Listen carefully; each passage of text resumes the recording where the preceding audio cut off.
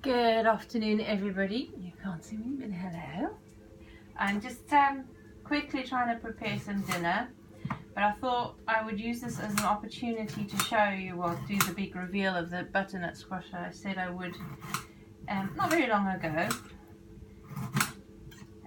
Just because it's pretty amazing butternut squash. It was last year's harvest and there it was, still sitting on my windowsill and still looking perfect. But experience is that sometimes what looks perfect on the outside is not so perfect on the inside. So if you just let me get this vegetable stew going, then we shall go to it. Okay, potato, chitted, not chuck in. Just cutting away the growing bits. Right, that's a bit too much. That'll do. Topping and tailing carrots, not peeling. No, it's not organic, but my homegrown ones are, but they're not ready yet. Okay, let me stick a little bit of water in there.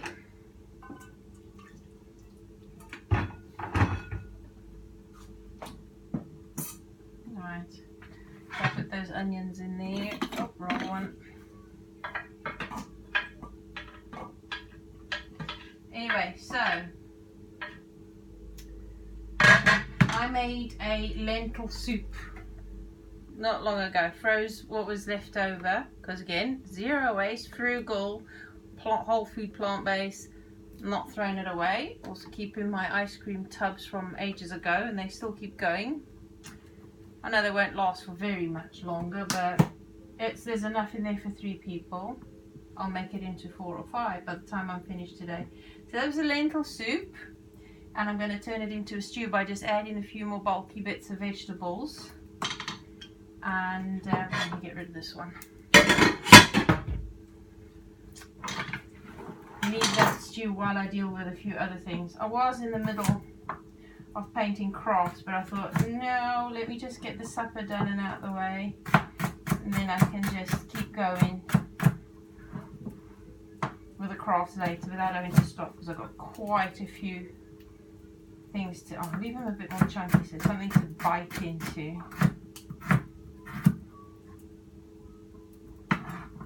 There's already quite a bit of vegetables in the lentil stew and onions and so I'm not putting much in, just getting these going.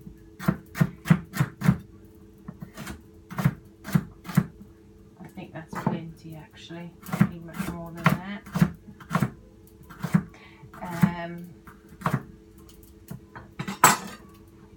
That's what I like about not throwing leftovers away. Perfectly usable. That's what my mum always did when we were children. Never threw anything away that was perfectly usable and safe. My mum was my example of frugality. Love her for it.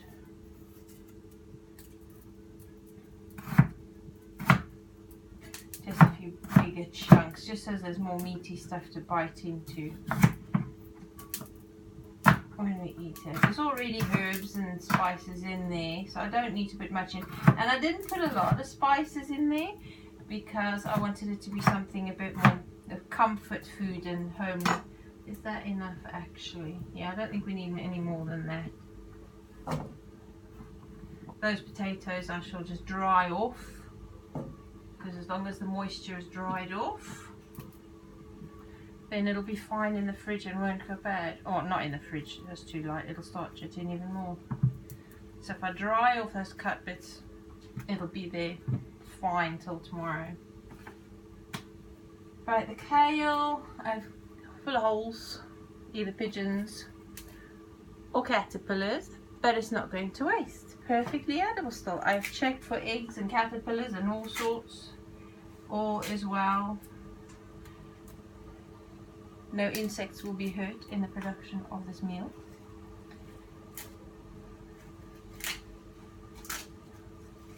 There you go. If there are people in the world who would eat insects, I'm sure that if it were a necessity or fine to them, No problem with it, each to their own. I wouldn't fancy it. Okay. I hear sirens outside. Somebody's been up to no good. Now a lot of people don't chop up their kale that small, but I'm trying to please all tastes and tolerances. Going meeting people halfway. And to be fair, my family put up with whatever experiment I try out and concoct and put before them, so well, in most cases within reason.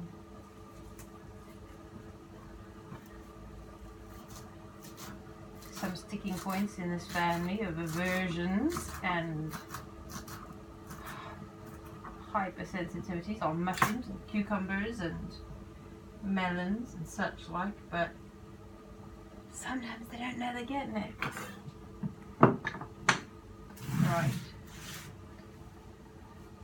Now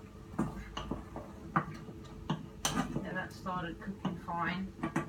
Even though this is frozen, right, I still cook things from frozen. As long as I've got a heat already in the pan. Here comes the dangerous bit. Please don't try this at home. Okay, that'll do. I love this pot.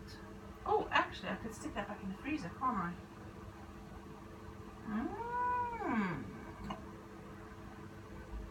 One moment. Still frozen solid, so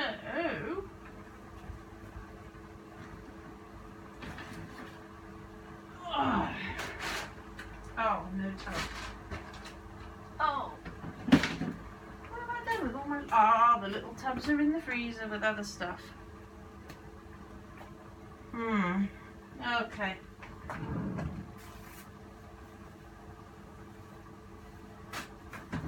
Very handy food waste bags.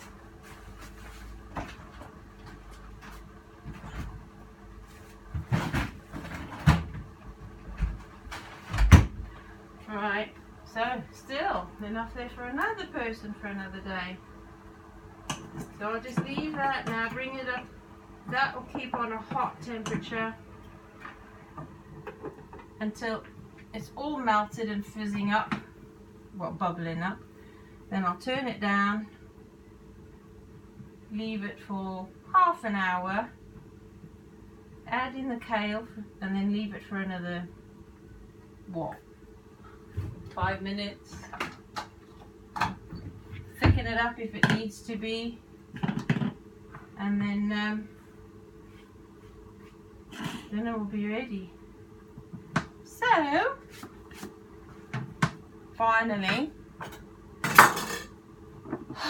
let's check out these butternut squash.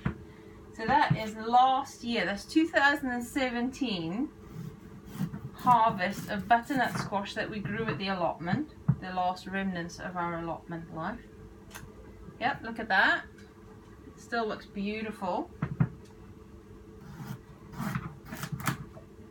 And, wow, not too bad.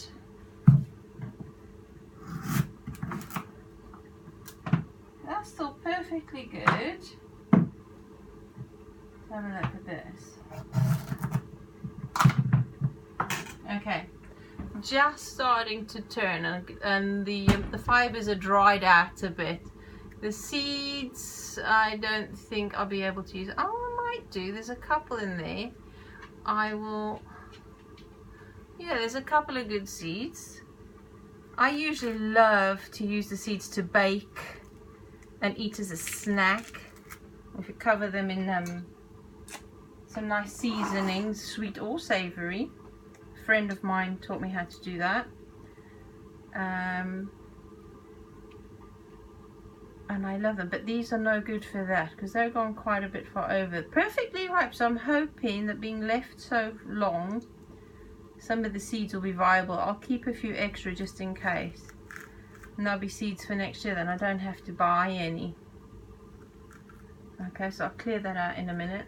Yeah, the squash is perfectly fine. So that's why I like butternut. It was harvested at the right time, obviously. And it was seasoned nicely for the stalks to dry properly at the top of the squash. So that's how far I cut it off the vine, and I let that dry for about a week or so, and then it just went on my living room windowsill, which is dry, not too warm, and obviously because the pergola's there now, it's not too sunny either. It's perfectly sheltered. Before the pergola was there, you couldn't watch television because the sun coming in through the window would be so bright in the afternoon that it was almost blinding. So that was, again, a multi-purpose thing. A good permaculture principle there then. One thing to solve a number of problems. Yeah, butternut squash. The only one really worth growing. And I think we had so many butternut off each plant that they just kept going with loads on each plant. So it's a good one to grow. Obviously a very long storage time. I mean, a year? Has anybody ever stored butternut for a whole year, or any pumpkin that has survived like that for a whole year? So that is one very happy, I couldn't call it an experiment, it's just plain downright because I didn't get time to deal with it. So there you go. These I will bake in the oven. Yep, that's not too dry at all, the flesh. Not too dry at all. If I cut it up smaller, it'll cook quicker. Put my oven on. About 190. Treat it like a cake, bake it for about half an hour. Well, it depends on the kind of cake. Certainly not fruit cake. And a bit longer than a very light sponge cake.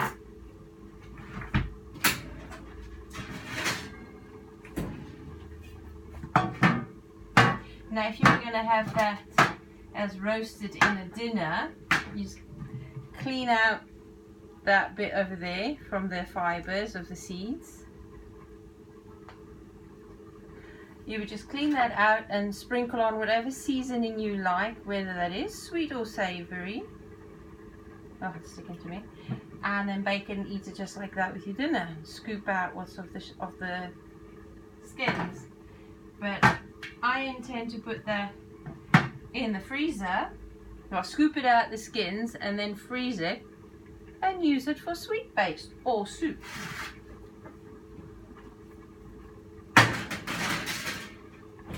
So there you go. Quite revealing to myself. That was really good. So that's my scraps to go into the composter. Another zero waste thing. Yeah, I'm happy with that. That was good. And that's quite a nice quick dinner to get going. That's good. Because it's already made soup and I'm just putting veggies in there. That was a quick one to tidy up after I'm done. I should do more dinners like that. I like cooking like that. And who can fail one pot meals? There's one thing I haven't used since before we moved into this house. I've got a hay box, and on the top of my freezer in the cupboard there.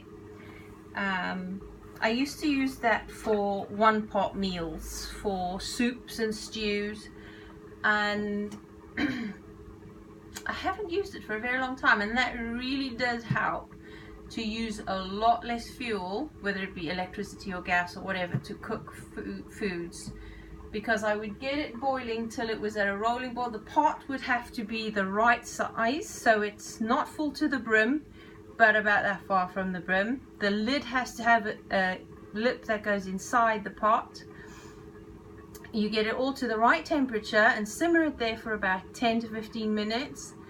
Tie a tea towel around the whole pot and the lid, and then sink it between your insulating materials. Put the lid on and leave it to cook for a couple of hours, whole day. If it's a soup or a stew, it doesn't matter.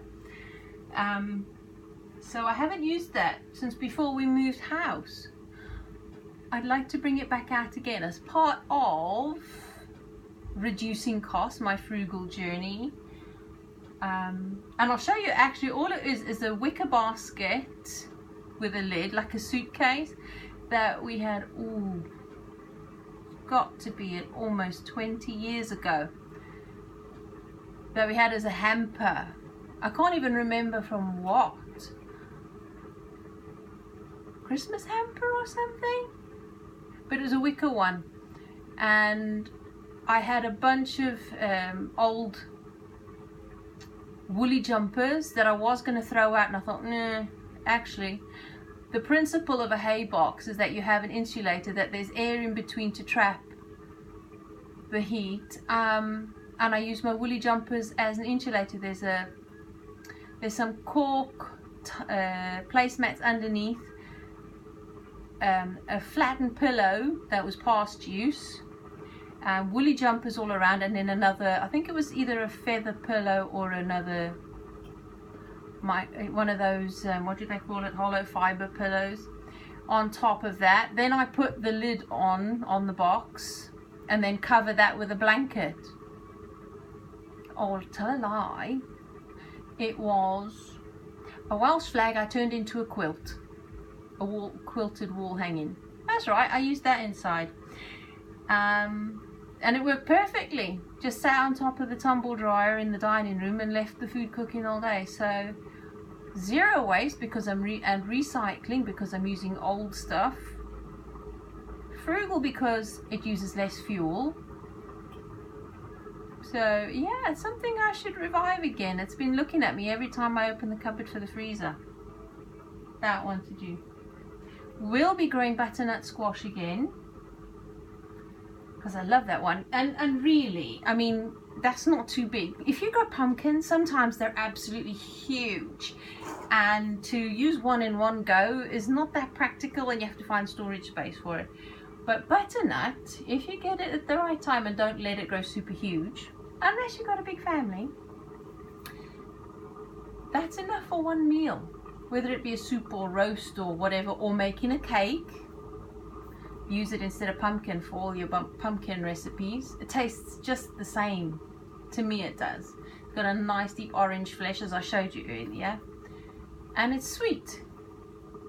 So, pumpkin pie, pumpkin bread. Oh, I tell you what, I one day made a list, A4 size sheet, of all the recipes you could use pumpkin in different ways, including a pumpkin hot cup. Instead of hot chocolate, it was made with butternut.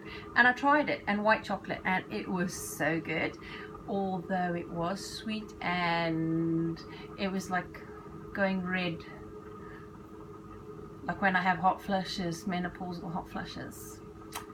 Can't drink hot chocolate for a reason. So the pumpkin cup was worth the hot flush. It was that tasty. So pumpkins could be too big. Small ones fine, but I haven't found one yet. I haven't grown that many varieties, but I haven't found one yet that has the same versatility as a butternut squash. Practically the same as any pumpkin, but portion wise, that's far better for zero waste or having to find storage space for leftovers. So that is my favorite, and yeah, still perfectly fine. So I think those will probably be the same. I'll see what seeds I can keep out of them and see by next year if they're still viable. I'll freeze them over the winter actually, just to keep them for longer when they're dry. What else was there? Was there something else? No, I think that was it for today. I've got to get on with crafting. Oh, that is almost completely melted down. Can you hear it simmering? Oh, a little bit more black pepper in there, I think. Actually, that looks really nice.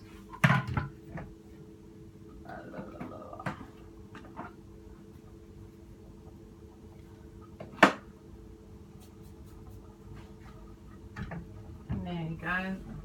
Oh, nothing like... Actually, now that it's all melted down,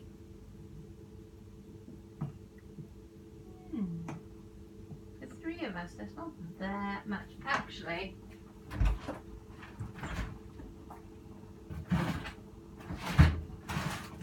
where did I put it? There we go.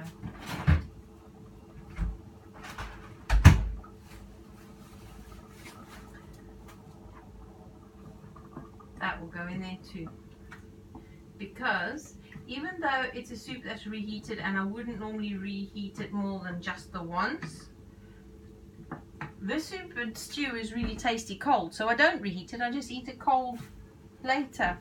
Okay, these bags are our food waste bags that our local authority have given us to put in our food waste bins that they're supposed to compost or sell to make compost to companies who do that. They're biodegradable, so they just put the whole lot into wherever they're going to compost the materials. I'm trying to reduce the amount of waste I produce, so we get one of these in an entire week, sometimes less. I mean, it's that, you know, that much full by the time we put it in the food waste bag, so we're doing pretty good because most stuff goes in the composter. The only stuff I put in here really are things that just cannot be there's not much that goes in them. All my tea bags, my herbal tea bags goes in there, veggies goes in there. I think the only things I put in there is anything that's cooked food that cannot be used, like say if there was leftover food that had already been reheated once and or it's been left on the counter for too long and it's just a food safety issue, which doesn't happen often. So we're getting there on the zero waste as far as food goes. So yeah, we're trying to reduce our waste. I think there are people who sometimes have quite a few of these in their food waste bin, which is about that big, that wide and square. It could be full every week. But I won't throw that away. I will put it in the food waste bin next. I also use them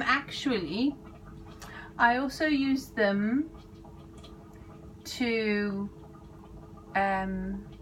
put things like lettuces or fresh fruit and veg in the fridge with a fabric or paper that would stop them sweating, because plastic is terrible for storing fruit and veggies even in the fridge because it sweats and then they rot. So I put fabric or paper in the bag and then put the veggies in there, and they will last more than a week longer than they normally would out of it, because plastic is a total enemy to fresh fruit and vegetables, especially mushrooms. So I don't grow my own mushrooms. I tried last year and it flopped. I think I'll try for something that can grow outside that doesn't need specific care. So we'll do that one again. But as we're already running for like 23 minutes, I should wrap it up. I could waffle on forever. But there is. Dinner is already done. A few minutes to get that ready because I'm using frozen leftovers and just topping it up and getting it going. I'll turn that down now. I don't want to boil all the life and nutrients out of that. It's hot enough to keep going, and that is melting very quickly. So it's good to have your base already really hot to put your frozen stuff in, because even though it cools it down to start with, it melts very quickly. It doesn't take too long. So there you go. Supper done. That will go in a few minutes because I don't want to overcook my greens. I want the fibre and the nutrients still in the greens. A few minutes before it's cooked, that'll go back in. Dinner done. That for the compost. And there you go. I think that's a wrap. And I shall see you again soon. Bye bye.